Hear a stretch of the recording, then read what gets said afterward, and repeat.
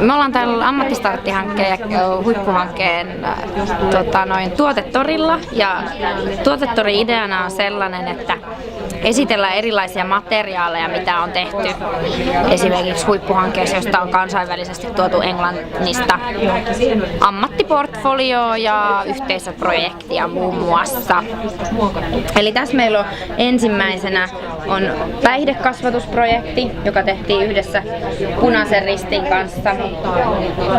Siinä Ammattistartti-opiskelijat on osallistunut Punaisen Ristin vetämään päihdekasvatukseen, ja sitten he on itse tehnyt tämän radan toiselle ammattistarttiryhmälle.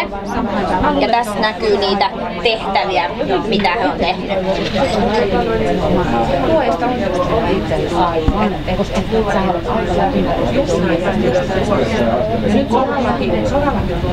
Sitten sen lisäksi meillä on erilaisia muita materiaaleja. Eli tässä on tämä ammattiportfolio-runko, mitä Ammattistartissa on tehty, niin sitä esitellään ja siihen liittyviä erilaisia materiaaleja.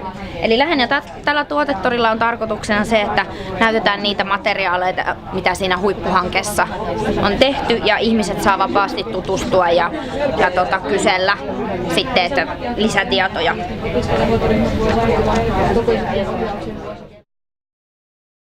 Materiaaleja. Eli meillä on täällä matkassa orientaatiopaketteja autoalalta, joita on tehty Ammattistartin kehittämishankkeen puitteissa.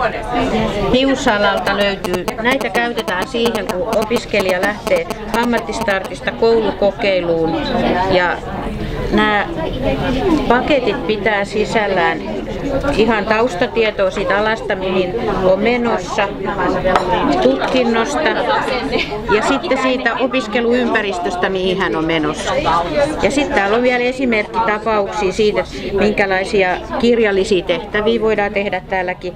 Tässä on hyödynnetty meidän Hiusalan opettajan tekemää alan oppikirjaa, eli tämä on aika hyvän näköinenkin kaiken lisäksi vielä. Tosin tästä tulee semmoinen olo, että ala on tosi haastava, että ihme, että kukaan pystyy tekemään järjellisiä kampauksia.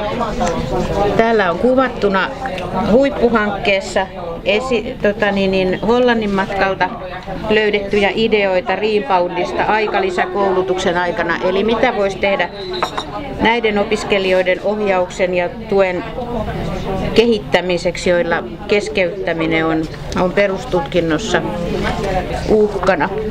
Ja sitten löytyy vielä työpaikkaohjaajan opas, jossa on väärä logo ja vanhat viestinnän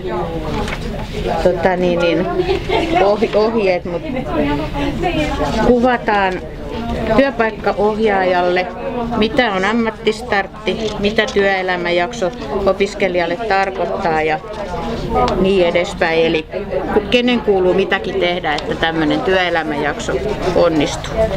Sitten me annetaan mahdollisuus tilata näitä sähköisesti, toimitetaan ja niitä saa vapaasti hyödyntää, koska hankkeissa kaikki kehitetty on meidän kaikkien yhteistä. Kiitos, näkemiin!